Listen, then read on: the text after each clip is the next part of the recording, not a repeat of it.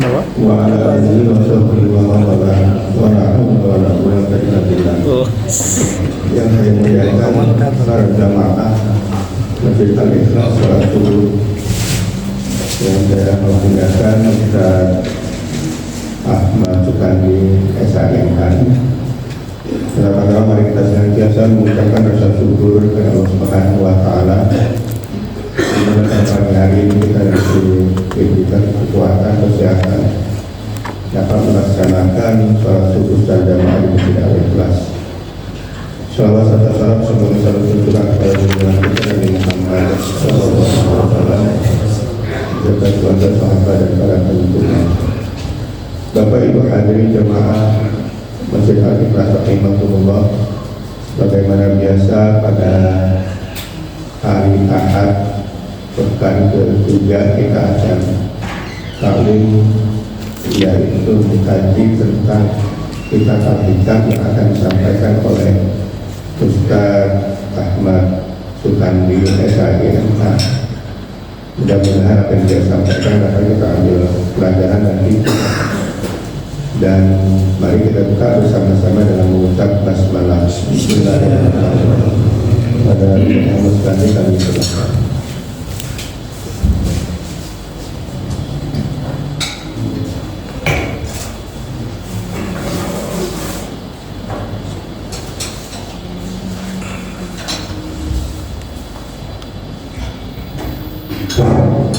Bismillahirrahmanirrahim.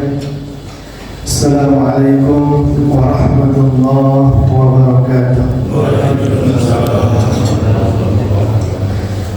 Alhamdulillah, alhamdulillah, summa alhamdulillah alladzi bi ni'matihi tatimmu shalihat wa bi fadlihi tatanazzalu al-khairat wal barakat وبتوفيقه تتحقق المقاصد والغايات.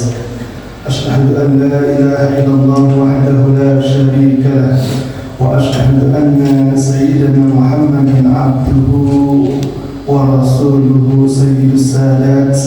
اللهم صل على سيدنا محمد صلى الله عليه وسلم وعلى آله وأصحابه أجمعين. أما بعد. Yang saya hormati, yang saya muliakan Bapak Haji Nasruddin dan Pak Haji Irwantoni. Yang saya hormati Bapak-bapak, ibu-ibu, hadirin wal hadirat jamaah Masjid Al-Ikhlas yang semuanya dimuliakan oleh Allah Subhanahu wa taala. Pertama, marilah kita bersama-sama memanjatkan puji syukur kita kepada Allah Subhanahu wa taala atas limpahan rahmat karunia kepada kita semua sehingga kita bisa hadir, bisa bertemu kembali pada pagi hari ini dalam keadaan sehat walafiat. Tentu ini adalah bagian daripada nikmat karunia yang Allah berikan kepada kita. Salawat serta salam kita limpahkan kepada Nabi kita Muhammad sallallahu alaihi wasallam yang syafaatnya kita aturkan, kita nantikan, kita harapkan, dan mudah-mudahan kita semua kelak diakui sebagai umatnya, juga mendapatkan pertolongan syafaat dari Rasul sallallahu alaihi wasallam. Bapak-bapak, ibu-ibu, hadirin dan hadirat yang saya hormati dan dimuliakan oleh Allah Subhanahu wa taala. Kita melanjutkan kajian kita pada pagi hari ini dalam kitab Al-Hikam. Pada pagi hari ini kita coba ketengahkan babul istidraj, bab tentang istidraj. Ada dua bait yang dikemukakan oleh Syekh Nawawi Al-Bantani di dalam tema bab istidraj ini. Cuman dua bait. Biasanya dalam satu sub bahasan ada beberapa bait. Ini hanya disebutkan cuma dua bait saja. Yang pertama, kata Ibnu Athaillah dalam bait hikamnya mengatakan khaf min wujudi ihsanihi ilaika. Khawatirlah terhadap adanya kebaikan Allah ilaika kepadamu.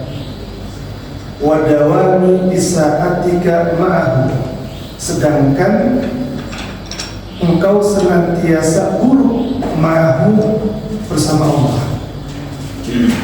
Ayyakuna dzalika istidrajan laka, yang mana hal itu bisa menjadi istidraj laka untukmu, sebagaimana firman Allah, sanastadrijuhum min haitsu la ya'lamun, kami akan memberikan istidraj kepada mereka min haitsu la ya'lamun, di mana mereka tidak mengetahui.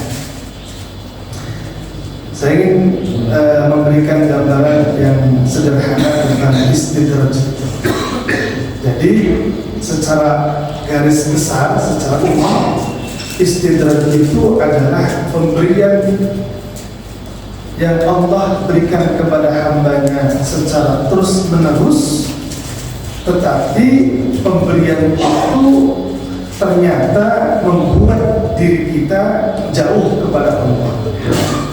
Bahkan kenikmatan itu pada akhirnya akan membinasakan diri kita. Itu namanya istidraj. Singkatnya begitu. Ini terungkap sebagaimana yang disabdakan Nabi Sallallahu Alaihi Wasallam. Kata Nabi, "Idza ra'aitallaha yu'til 'abda minad dunya ala ma'asihi ma yuhibbu fa innahu huwa istidraj."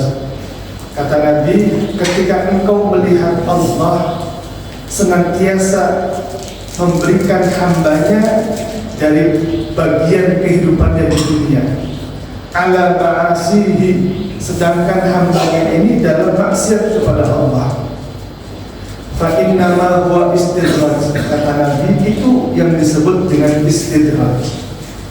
Jadi kenikmatan yang terus-menerus didapatkan oleh seorang hamba, tetapi ada kemaksiatan di dalam kenikmatan kita.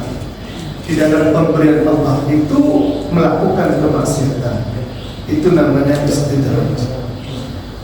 Nah, secara garis besar istidraj itu demikian. Ya. Pokoknya segala yang Allah berikan terus-menerus kepada kita, tetapi ternyata pemberian Allah ini disertai dengan perbuatan buruk kita kepada Allah. Saya ingin katakan, orang yang sibuk belajar, orang yang sibuk ngajar, ya, saya ini khususnya, orang yang sibuk mentelaah kitab-kitab, disibukkan dengan ilmu-ilmu, disibukkan dengan pengajian-pengajian, tetapi hanya sebatas ilmu pengetahuan. Kurang tergerak hati ini untuk mengamalkan ilmu yang sudah didapatkannya. Hanya sebatas koleksi atau pengetahuan di kepalanya. Maka ilmu yang dimilikinya ini pun bagian daripada istidraj kita. Kena juga, bro. Hanya saja min haitsu la ya'lamun. Kita nggak tahu itu adalah istidraj dari Allah. Apalagi misalkan kesehatan. Dengan kesehatan yang kita miliki, sehat dan sebagainya, bisa kesana, bisa kemari, bisa jalan-jalan, bisa main kesana, bisa kesini dan sebagainya. Tetapi kesehatan yang ada ini ternyata tidak lebih mendekatkan kita kepada Allah ketimbang sakitnya kita. Sehatnya kita ternyata tidak mendatangkan, menghadirkan kita merasakan Allah dalam sehatnya kita, ketimbang kita dalam kondisi sakit, kita merasakan sakitnya kita ada Allah di situ. Nah, ini juga bagian daripada istidraj. Oke.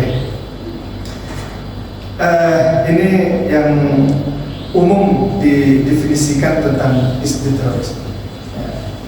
Kemudian Ibnu Athaillah, nah ini yang agak sedikit mulai masuk ke dalam lapisan yang lebih halus lagi, lebih tipis lagi tentang istidraj. Kata Ibnu Athaillah, min jahlil murid dari kebodohan seorang murid, orang yang sedang menapaki jalan menuju Allah, punya keinginan, punya metode ilmu pembelajaran yang akan dilakukan dalam menuju suluk kepada Allah, disebut dengan seorang murid. Apa katanya? Ayyusi al-adaba, dia beretika buruk kepada Allah ketika apa katanya? Fatu akhal uqubatu anhu, ketika sanksi hukuman iqab, ya, hukuman ditangguhkan darinya.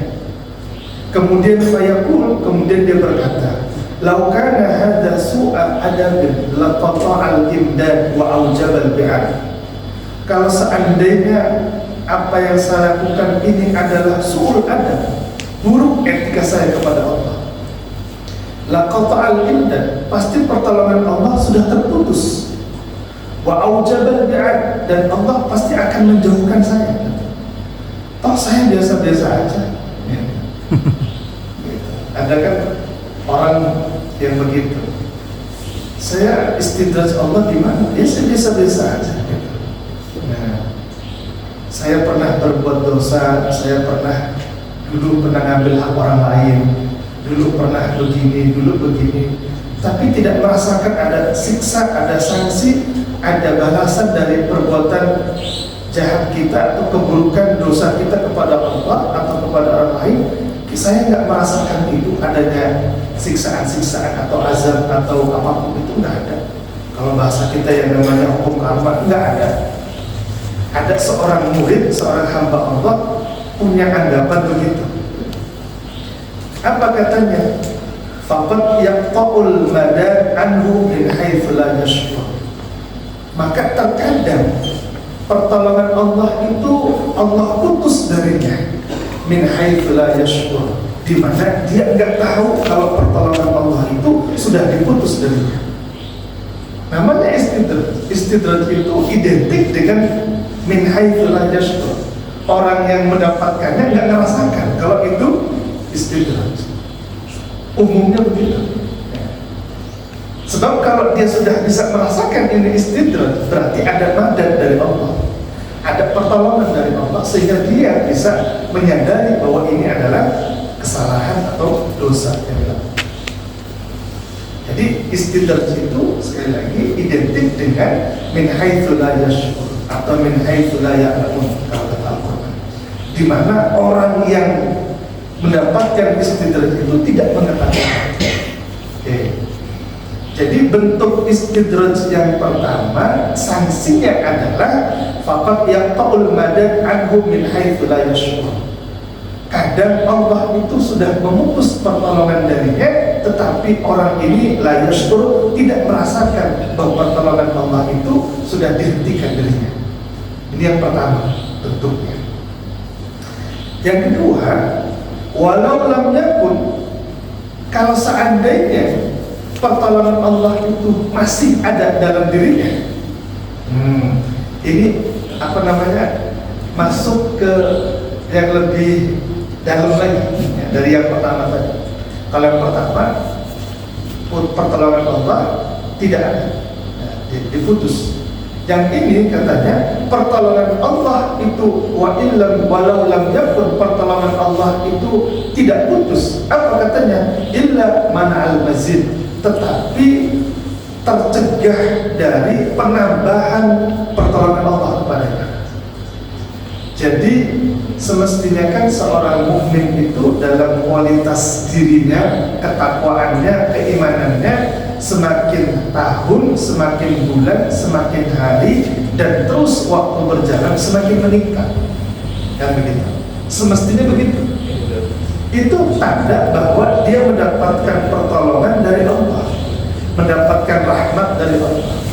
Tapi kalau ternyata mana'al mazid, dia terhalang dari penambahan rahmat Allah kepada dirinya, bahkan terhalang dari pertolongan Allah kepada dirinya, hanya sebatas stagnan sampai di situ, nggak nambah-nambah nih kualitas keimanannya. Ini bagian bentuk yang kedua. Apa itu Allah tidak memutus pertolongan kepadanya, tetapi Allah menghentikan penambahan pertolongan Allah kepada dirinya. Ya, namanya ini istidraj min haitsu la yashkur. Ya, nggak bisa dirasakan. Over limit berarti. Over limit. Over limit. Yang ketiga, waqad yuqamu maqam al-bu'di wa huwa la yadri. Dan yang berikutnya katanya, di kadang seorang hamba ini ditempatkan oleh Allah maqam al-bu'di pada kedudukan yang jauh, wa huwa la yadri, tapi dia nggak tahu.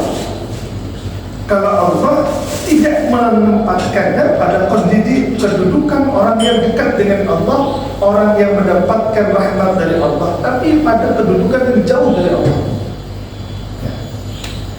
Ya, ini yang ketiga. Nanti saya berikan contoh ya lebih mudah dipahami. Yang keempat adalah walau lam yakun, kalau seandainya Allah tidak menempatkannya pada kedudukan yang jauh, apa katanya? Illa ayyukhliyaka wa ma turid. Allah akan membiarkanmu sesuai dengan apa yang engkau kehendaki. Jadi sekarang pula mau ngapain terserah. Kalau sampai Allah sudah begitu kepada kita, ya sudah. Berarti Allah sudah nggak mau melirik kita lagi, Nggak dianggap lagi.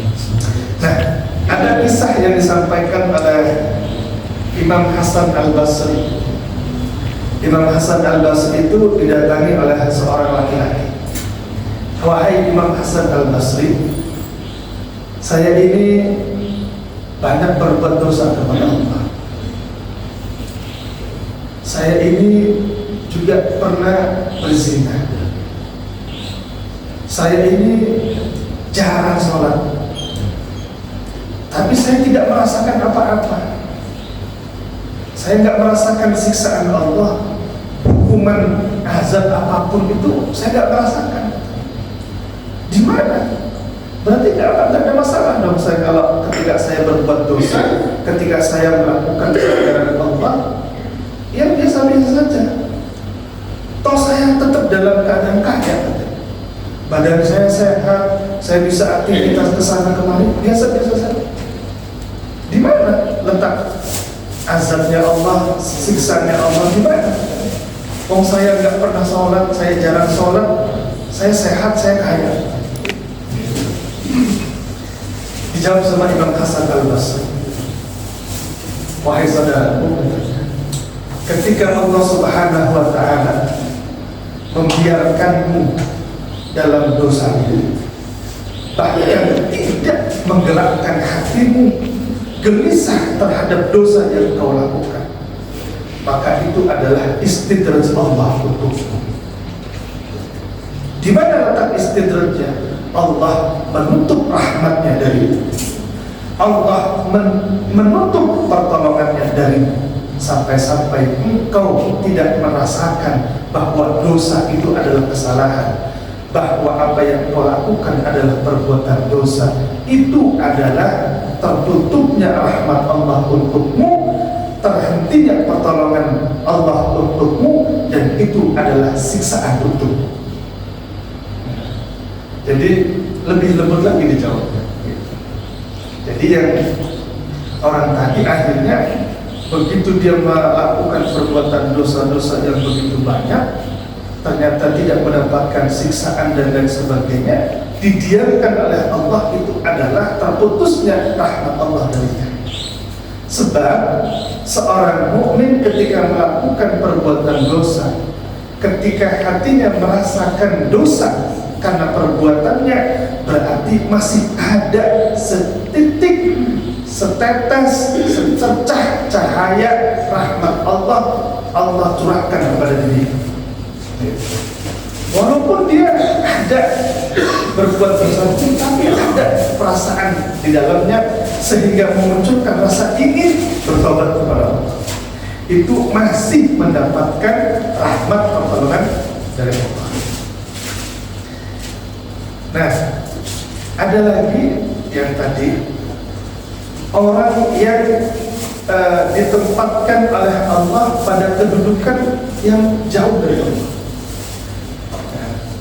Ini yang agak sedikit berbahaya. Jadi orang yang dari sisi kualitas ibadahnya nampak terlihat baik, tetapi ternyata ditempatkan Allah di maqam al-bu'di, di kedudukan yang jauh. Siapa itu? Orang-orang yang dalam ibadah kepada Allah itu tidak menyertakan keikhlasan di dalam ibadahnya. Ya, ibadah saja.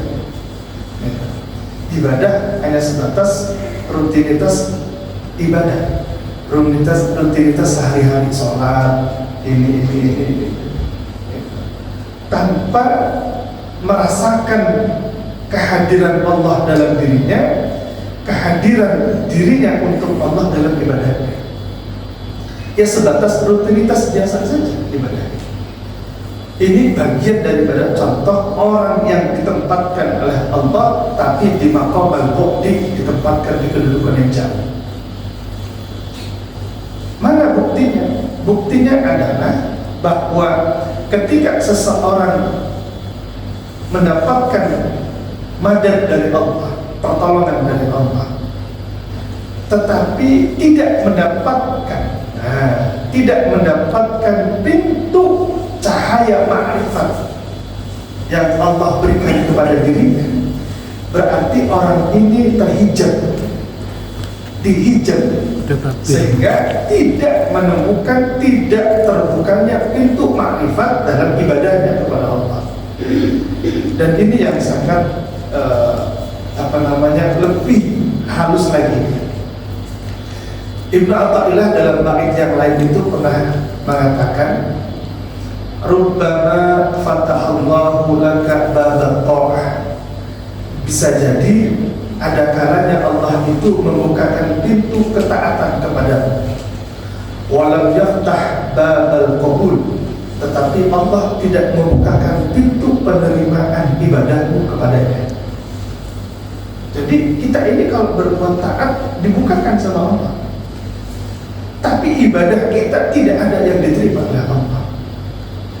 Ini namanya waqad yuqamu maqamal bu'di, orang yang ditempatkan di kedudukan yang jauh dari Allah.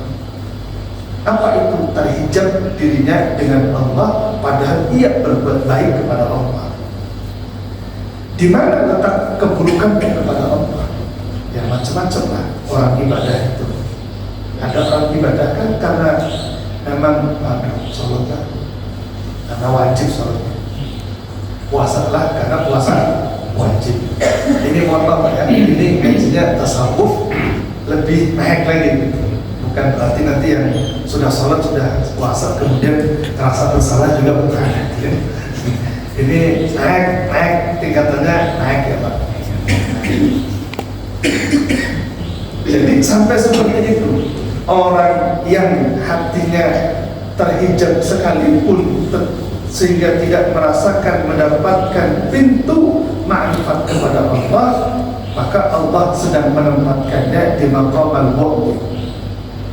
Apakah ini akan terus menerus demikian? Ya wallahu a'lam. Ada cerita-cerita itu, wali itu Pak pernah merasakan terhijab dari Allah beberapa tahun.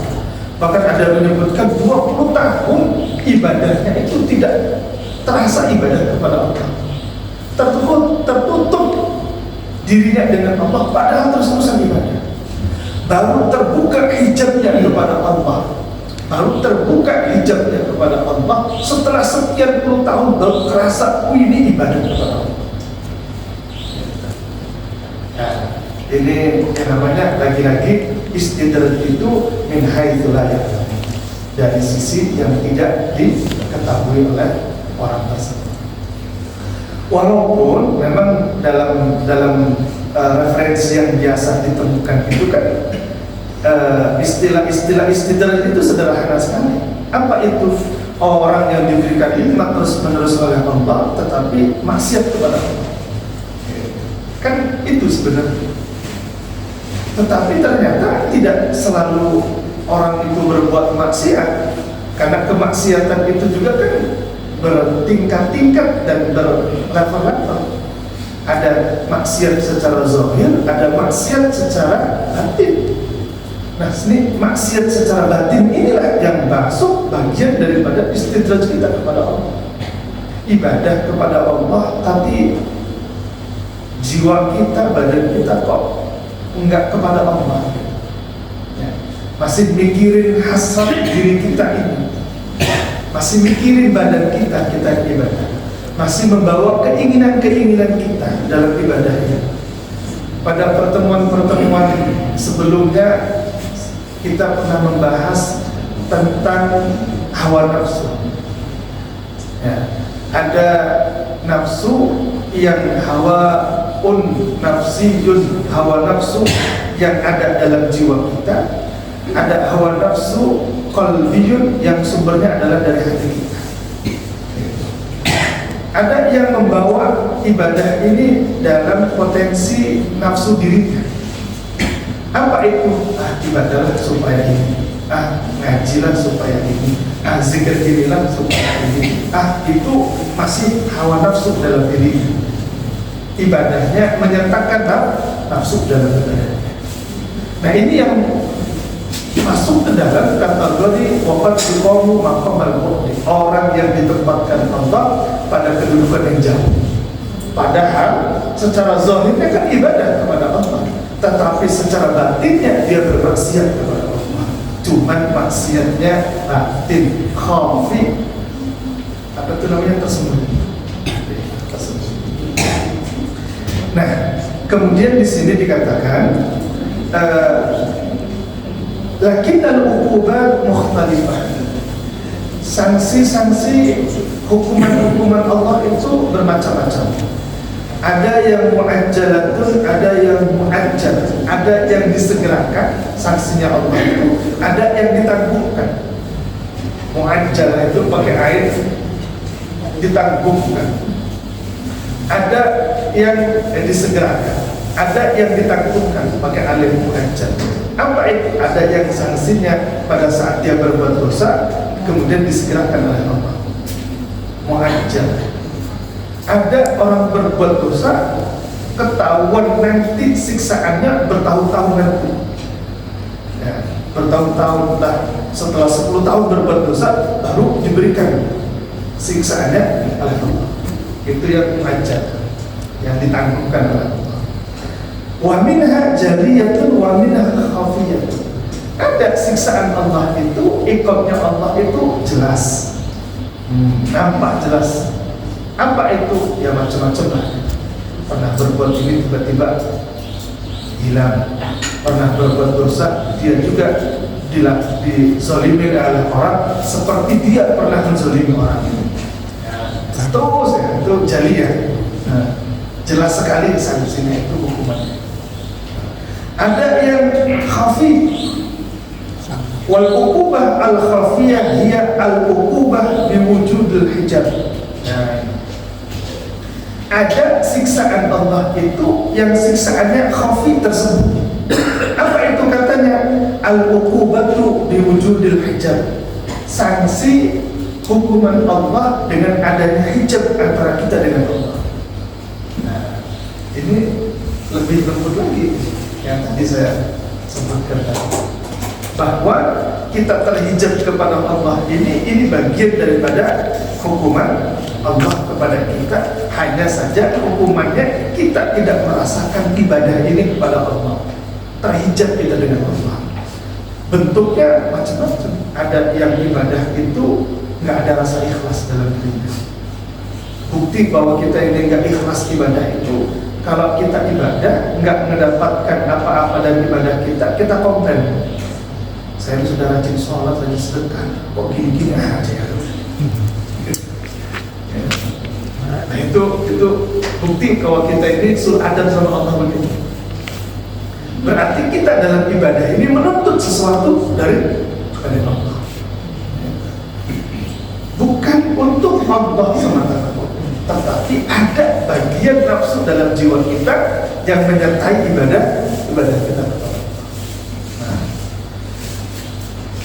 Bapak Ibu hadirin sekalian yang saya hormati dan insyaallah dimuliakan oleh Allah Subhanahu wa taala. Di sini dikatakan sebagai penyemangat untuk kita. Wa yuqal min alamati taufiq thalatha. Dikatakan bahwa tanda orang yang mendapatkan taufik dari Allah itu ada 3. Yang pertama adalah dukhulu a'malil bir 'alaika min ghairi qasdin minka ilaiha.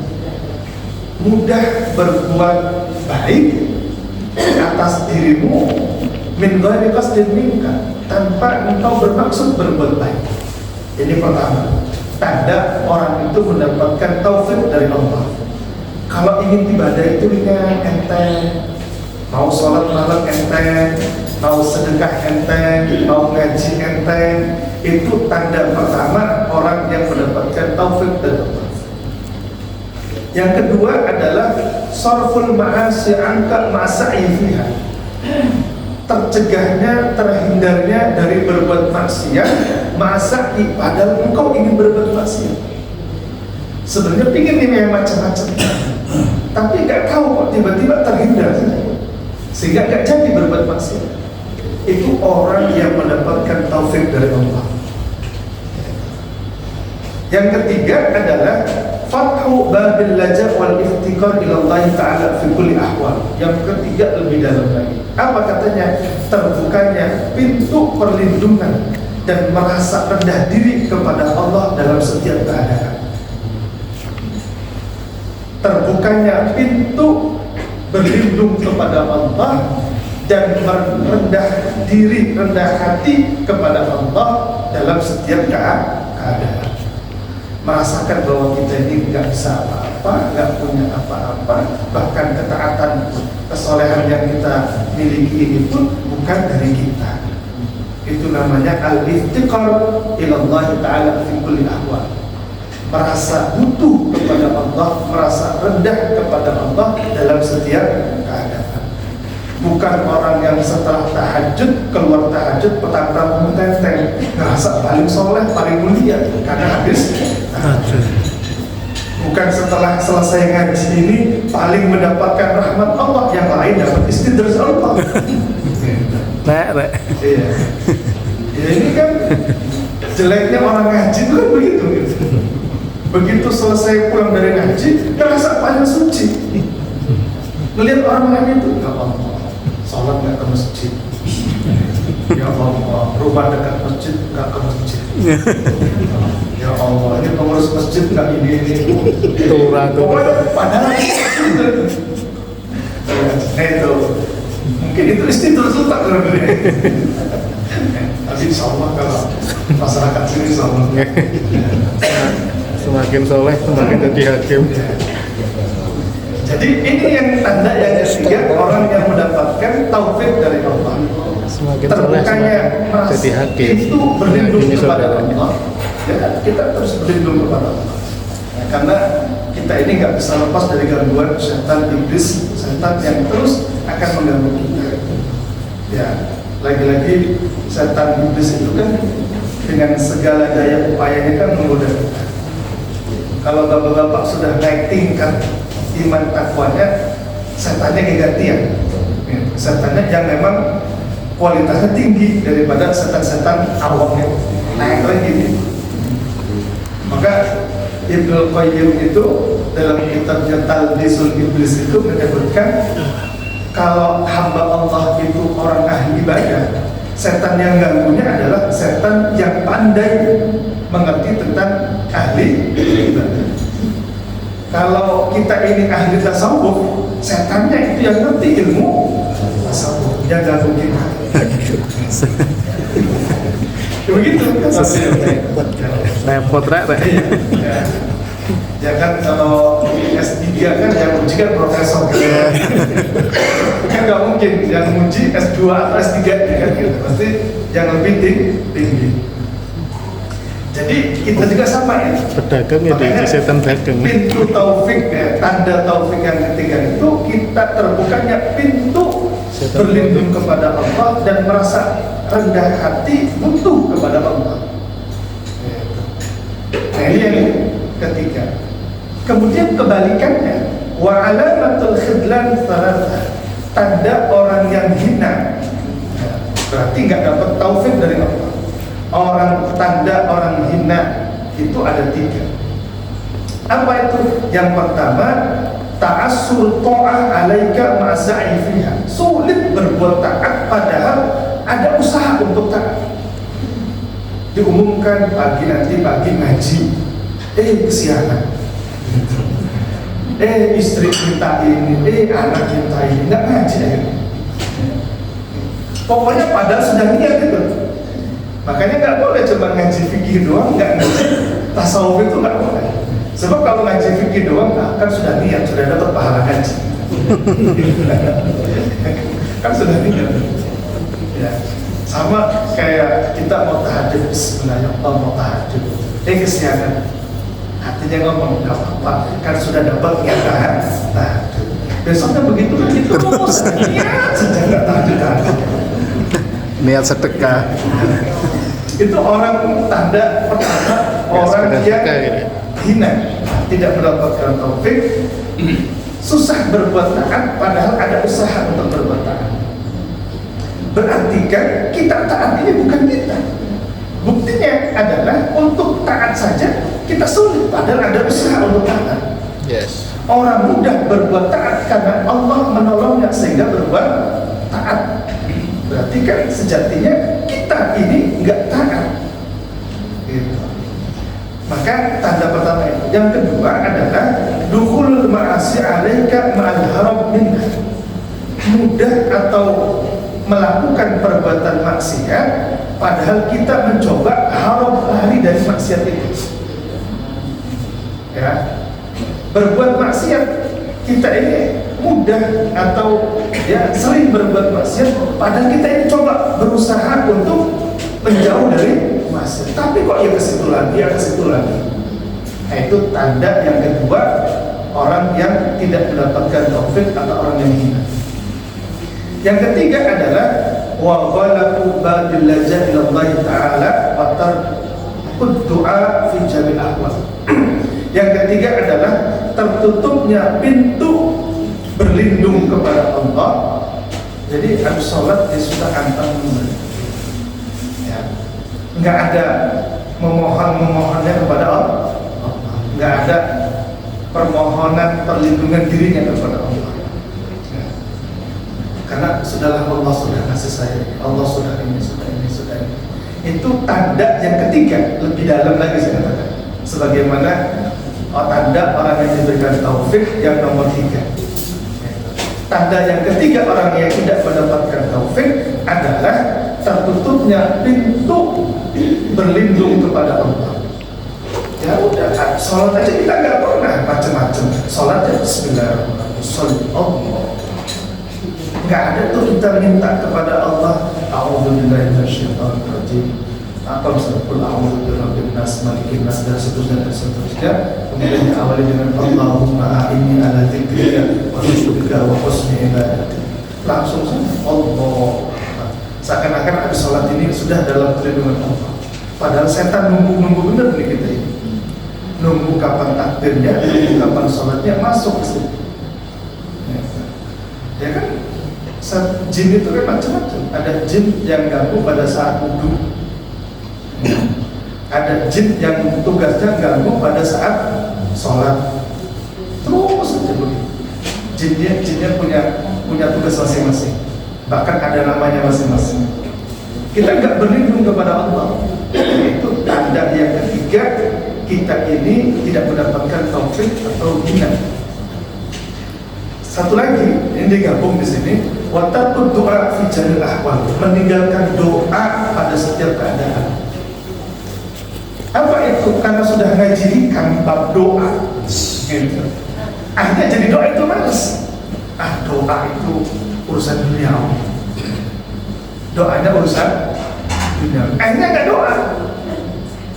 Karena kan kalau kita ngaji bab tentang doa, kata Ibnu Athaillah itu kan lam yakun ta'akhurul amadil ata ma'al ilha'i mujiban liyaksika wa huwa dhaminakal ijabah fima yakhtaru laka la fima takhtaru li nafsik wa fi waqtil ladzi yurid la fi waqtil ladzi turid. Kata Ibn Athaillah, tidaklah tertundanya doa itu menyebabkan engkau berputus asa kepada Allah, karena Allah itu yang menjamin setiap doa itu diijabah. Tetapi kata Ibn Athaillah, tetapi sesuai yang Allah pilihkan untukmu, bukan berdasarkan yang kau pilih untukmu. Juga di waktu yang Allah kehendaki, bukan di waktu yang kau inginkan. Akhirnya sejak itu ngaji itu akhirnya nggak doa-doa. Nah, udahlah, Allah kan maha tahu untuk saya. Sudahlah, pasti Allah ngasih. Mau nggak minta saja dikasih. Mantap gitu. Nah, kalau ngikutin kaidah yang tadi terakhir ini, katanya tanda orang yang tidak mendapatkan taufik atau diberikan kehinaan dalam dirinya adalah meninggalkan doa dalam setiap keadaan. Mestinya ada lagi kaidah yang lain, bait yang lain yang diajarkan oleh Ibnu Athaillah dalam bait hikamnya. Apa katanya? Kata Ibnu Athaillah, khairu ma tatlubu minhu ma tuliba minka. Sebaik-baiknya yang kau minta minhu dari Allah adalah ma tuliba minka, apa yang dituntut dari dirimu dari Allah, yang dituntut dari dirimu.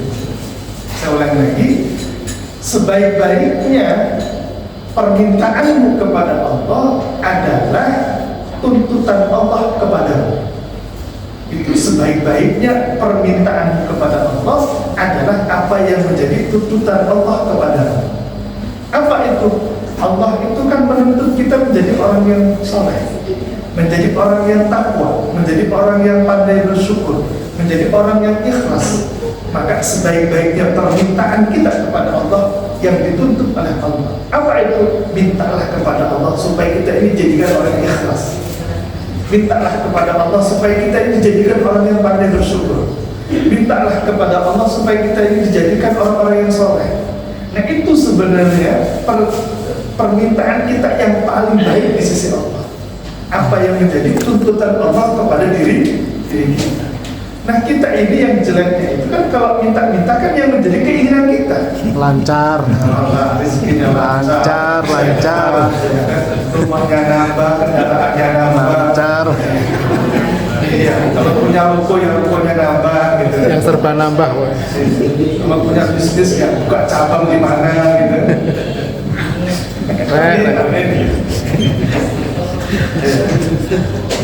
Bapak Ibu hadirin sekalian yang saya hormati dan dimuliakan oleh Allah Subhanahu wa taala.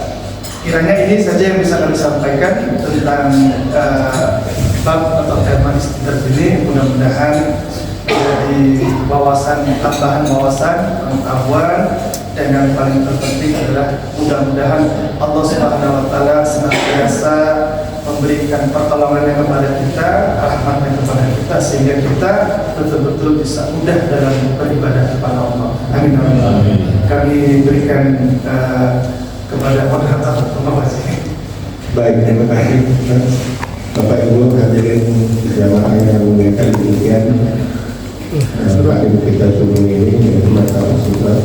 Saya akan meringkas, silakan kalau ada pertanyaan atau ada hal-hal yang ditanyakan, kami silakan Bapak-Bapak. Iya, silakan. Assalamualaikum warahmatullahi wabarakatuh. Waalaikumsalam warahmatullahi wabarakatuh. Mohon maaf, ini laju saya ingat gitu ya. Jadi ketika dulu kita membuka kitab Al-Hikam itu kata Kiai tasihkan dulu karena urusan hati gitu.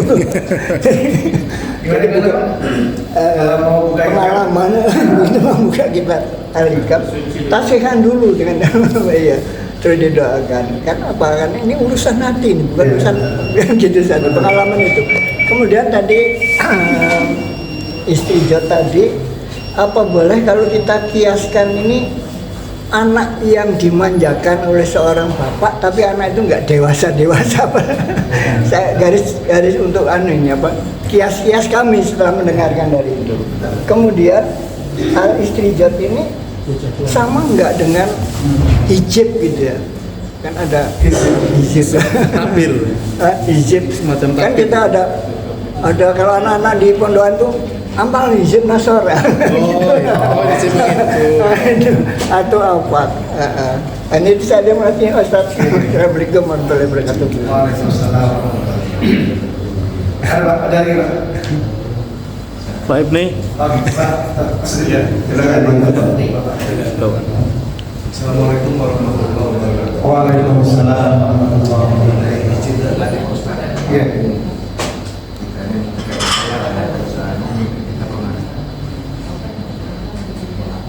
Haruslah mengurangi istilah itu caranya gimana? Untuk mengurangi apa Pak? Istilah yang kita ada. Oh, yang istilah dalam diri kita. Iya. Itu urusan gimana ya? Apa yang kita harus kita lakukan? Terima kasih. Assalamualaikum warahmatullahi wabarakatuh. Waalaikumsalam. Satu lagi barangkali ibu-ibu ada nggak? Sebut panganan. Ada ibu-ibu. Satunya ada Pak Sapam. Ya, silakan. Ya Pak. Pak. Cukup ya Pak? Nah, oke, saya tadi Pak Haji menanyakan kalau dulu pengalaman, dulu pernah ngaji Pak ya? Dikit-dikit. Berarti saya harus belajar sama beliau ini. Ya, kalau mau buka hikam harus apa tadi Pak? Kita sihkan sama Kiai. Rasa sawah. Karena ini urusan hati gitu. Ya itu memang betul dalam sangat keilmuan itu memang harus demikian, harus ditasih kepada gurunya ya. Kita. Dan apa namanya memang karena ilmu hati ini murni ilmu batin kita yang merasakan diri kita dan yang tahu hanya Allah saja. Maka sekeliling kita pun nggak tahu. Maka yang pertama kali itu dalam mengaji kitab hikam ini hatinya dulu diluruskan, hatinya dulu diperbaiki dan sebagainya dan seterusnya. Memang kalau di pesantren itu kan ngaji hikam ini kan kitab yang cukup tinggi ya Pak. Ada sakralnya. Ya, setelah khatam ihya baru ngaji hikam. Fatul Bukhari, Fatul Ya, kita niatnya pengen ngaji lillahi ta'ala lah, itu saja lah niatnya. Memang kita memang agak lancar ya. Kalau di masjid lain itu saya mengawalinya dengan kitab ihya. Cuman lama sekali itu mengatakannya. Harus bertahun-tahun ya, baru masuk ke hikam. Tapi kita supaya saya yakin Bapak kan sudah saya harus nuzul di sini pengajiannya aktif dan sebagainya, jadi kajian-kajiannya sudah cukup banyak lah. Jadi saya rasa untuk memasuki ini tinggal memperdalam saja lah. Mudah-mudahan seperti itu. Tetap kita tidak melepaskan diri dari berlindung dan meminta pertolongan kepada Allah. Selanjutnya kisah istri ini dikiaskan dengan anak kecil yang dimanja tetapi nggak dewasa-dewasa. Apakah begitu adanya? Betul sekali. Dalam bait-bait berikutnya Ibnu Athaillah sering memperumpamakan kita ini seperti anak kecil. Dalam bait-bait yang pernah saya bacakan, kita ini seperti anak kecil. Saya pernah menyampaikan begini. Anak kecil itu kan belum boleh main HP gitu. Karena kawan-kawan yang lain sudah punya HP, anak kita nuntut sama kita. Nah ini karena kita saking sayangnya sama anak kita kasih. Tapi kita batas. Nah, boleh main HP kalau hari libur saja, Sabtu Minggu. Itu pun jamnya kita atur. Lalu anak kita satu hari ketahuan sama kita, seharian di kamar main HP, main game online. Akhirnya kita marah sama anak kita.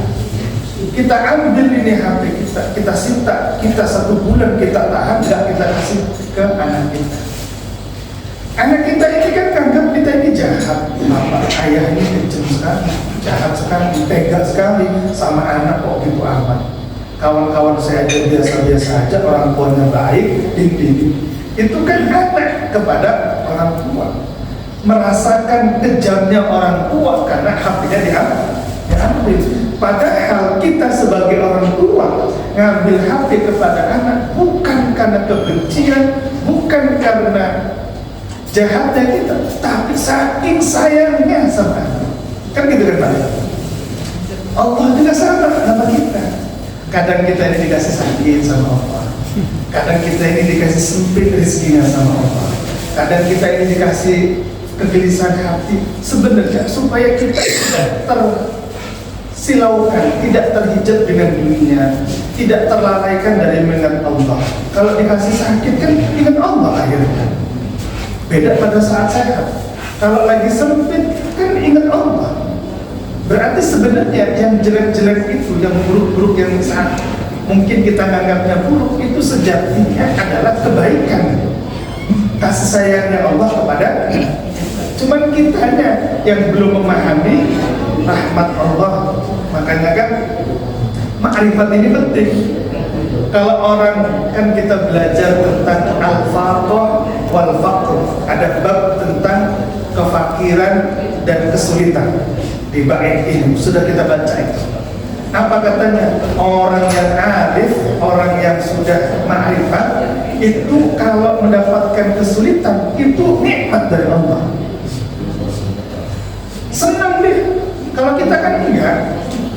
Kalau dapat nikmat kan musibah itu innalillahi wa inna ilaihi raji'un. Tapi innalillahi itu bukan nilai-nilai tauhid, tapi nilai musibah kalau kita membaca innalillahi itu karena musibah, bukan ketauhidan kita kepada Allah. Tapi orang yang arif billah ketika mendapatkan musibah yang tidak enak itu nikmat dari Allah. Makanya kata sahabat itu kan ada 3 hal yang saya senangi, yang saya tunggu-tunggu. Apa katanya? Al-faqru, kefakiran, al-maradu, sakit, dan yang ketiga adalah al-mautu, kematian. Kenapa? Karena ini bagi mereka adalah nikmat dari Allah. Nah ini ya beda level saja lah ya, beda level. Jadi betul yang disampaikan kalau dikiaskan dengan anak kecil. Yang ketiga, hizib ya Pak ya? Iya. Pesantren diajarkan hizib kasor, hizib dahar, ya kan? Nah, ini panas ya kamu, ini kamu belajar sama panas. Ada hizib Nawawi, ada itu macam-macam lah. Saya punya kitab, nama kitabnya Al-Mafakhir Al-Aliyah, kumpulan hizib-hizib. Ya, sudah dapat ijazah juga. Ya, saya sudah dapat ijazah. Fisik gak ngelawan tapi jalur langit. Nah, yang ditanyakan istidraj ya Pak? Ya. Ini saya serahkan persepsinya kepada bapak-bapak ya tentang hizib ini. Sebenarnya hizib itu sebenarnya kumpulan doa-doa yang disusun oleh ulama-ulama sebagai bentuk rutinitas amalan kita, rutinitas yang kan dibacanya malam-malam tertentu atau di setiap malam dalam jumlah-jumlah tertentu. Itu kan isi hizib itu macam-macam. Ada isi, kalau hizib nasar itu hizib nasar itu balas dendam. Balas dendam. Si fulan begini, ya Allah, begini kan. Ya tapi itu diamalkan. Ini seterusnya. Hizib bahar agak lembut lah. Namanya bahar itu kan lautan, agak lembut. Ya, yang populer itu di daerah Sumur Putri, pengamal hizib bahar. Jam 12 malam setelah mengamalkan hizib bahar, mereka ngerendam di Sumur Putri. Iya. Malam Minggu atau malam Jumat yang saya tahu di sana. Kalau malam tertentu banyak kepala-kepala nongol itu lagi ngamalin hizib bahar itu di Sumur Putri. Kemudian kaitannya dengan istidrajnya di mana? Ada kalau mau dikaitkan.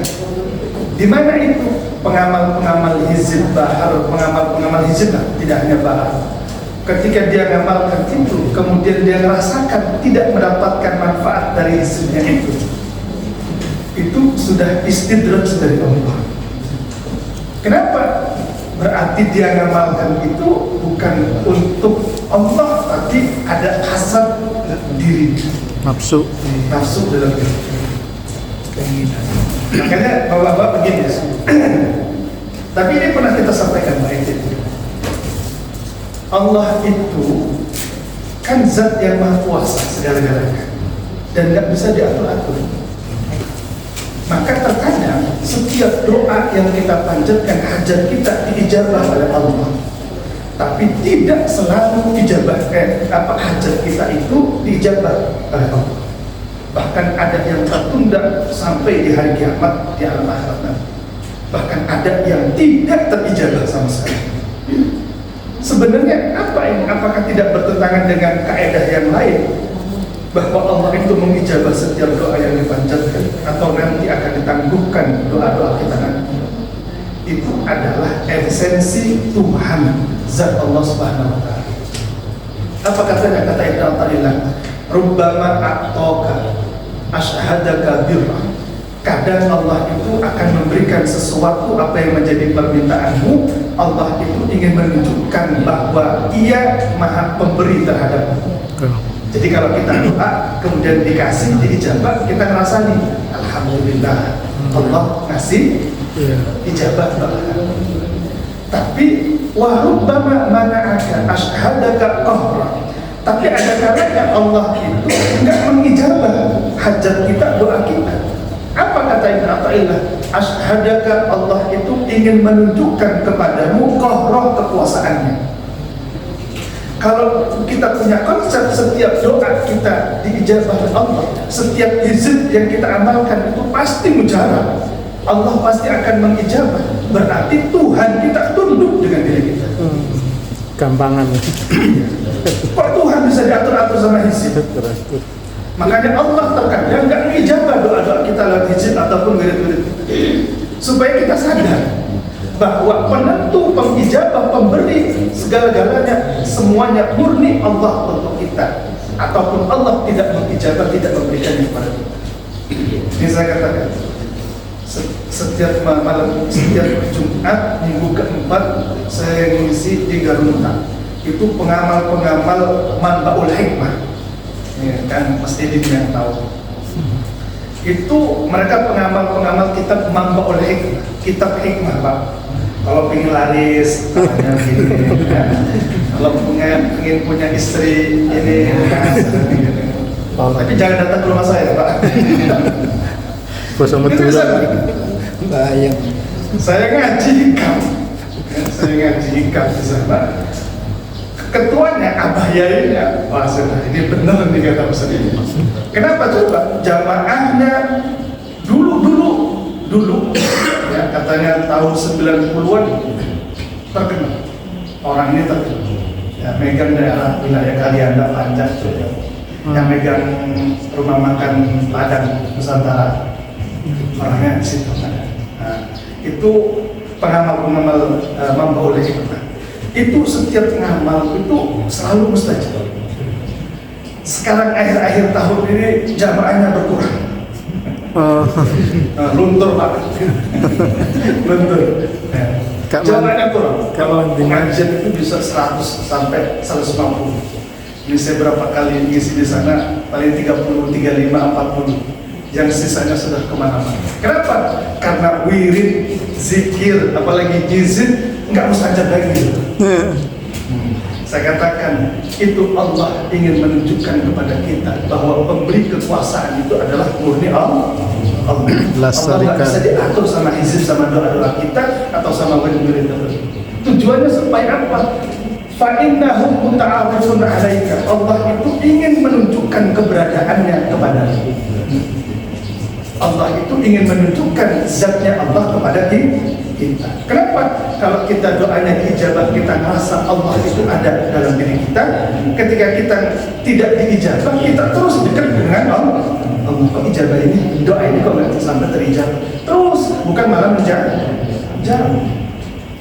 Nah yang nggak ngaji lagi itu karena hizibnya nggak mustajab lagi itu istidlal itu. Karena ngamal-ngamal kemudian nggak terijabah, lari dia akhirnya. Kecewa. Kecewa. Tapi saya ingin menyampaikan untuk yang ingin mengamal tolong hati-hati, jangan main baca-baca aja, main amal-amal saja. Pengalaman yang sudah banyak orang agak miring gitu, Agak hang. gara-gara amalan-amalan yang seperti itu, tapi tidak didasari tauhid yang kuat. Ngaji tauhid yang belum baik, belum bagus, sudah belajar mirip-mirip seperti ini atau izin-izin seperti ini. Yang diluruskan dulu. 1000 Oke, terakhir ya Pak. Terakhir tadi, bagaimana supaya mengurangi istidraj dalam diri kita. Petunjuknya sangat sederhana, pengamalannya yang sulit. Apa itu tadi yang terakhir? Apa? Terus minta perlindungan kepada Allah. Jangan pernah lepas meminta perlindungan kepada Allah. Jadi berlindung, dilindungi Allah dari gangguan setan, dilindungi supaya tidak begini, minta perlindungan kepada Allah. Yang kedua, setelah kita minta dilindungi oleh Allah, minta dibukakan. Minta dibukakan hati pintu makrifat dalam diri kita, sehingga ketika kita ada istidraj, kita tahu itu istidraj. Bukti bahwa kita tahu itu istidraj adalah bapak-bapak ketika berbuat dosa, sadar betul itu dosa dan ada ingin merubah, berarti pintu makrifat kita sudah mulai terbuka. Tapi kalau kita berbuat dosa, hati ini anteng-anteng aja, itu namanya istidraj. Hati anteng, gak usah, tapi sudah gak apa-apa, kan cuma dikit ini. Ambil ini, gak apa-apa. Saya kan ya punya adil juga, padahal sadar betul, bukan haknya. Saya kan pengurus juga ya, wajar lah saya dapat hak ini lah. Tahu hatinya, tapi diteruskan, itu istidraj. Jadi kuncinya pertama berlindung kepada Allah, yang kedua adalah minta supaya dibukakan hati ini untuk makrifat kepada Allah. Bapak Ibu sekalian, saya kira cukup ya Pak. Langsung Bapak ya. Baik, kita akhiri dengan doa bersama. A'udzubillahi minasyaitonir rajim. Bismillahirrahmanirrahim. Allahumma ya Allah ya Hayy ya Qayyum ya Dzal Jalali wal Ikram ya Hanan ya Hanan. Allahumma shalli ala sayyidina Muhammad wa ala ali sayyidina Muhammad. Allahumma ighfir lana dhunubana wa li walidina wa li asatidina wa li qarabatina wa li masyayikhina wa li jami'il muslimin muslimat wal mu'minat innaka ala kulli syai'in qadir. Allahumma nawwir qulubana bi nuri hidayatika kama nawwartal arda bi nuri syamsika abadan wa 'allimna mimma yanfa'una وانفعنا يا رب بما علمتنا واجعل أعمالنا خالصة لوجهك الكريم يا أرحم الراحمين. اللهم اغفر لنا فإنك خير الغافرين، اللهم ارحمنا فإنك خير الراحمين، اللهم اهدنا فإنك خير الهادين، اللهم انصرنا فإنك خير الناصرين، اللهم ارزقنا فإنك خير الرازقين، اللهم افتح لنا يا الله فإنك خير الفاتحين، افتح لنا فتوح العارفين، افتح لنا يا الله فتوح العارفين برحمتك يا ارحم الراحمين. ربنا آتنا في الدنيا حسنة وفي الآخرة حسنة وقنا عذاب النار والحمد لله رب العالمين. Berhubungnya maaf kepada Allah Subhanahu wa taala. Assalamualaikum warahmatullahi wabarakatuh. Waalaikumsalam warahmatullahi wabarakatuh. Bapak Ibu hadirin jemaah yang muliakan dan berkenan, ada juga pada saudara ini. Kami atas nama pengurus dan jemaah mengucapkan terima kasih kepada Ustaz Utai yang telah membagi ilmunya mudah-mudahan dapat kita amalkan. Mari kita tutup bersama-sama dengan doa tambahan. Assalamualaikum warahmatullahi wabarakatuh. Silakan Pak.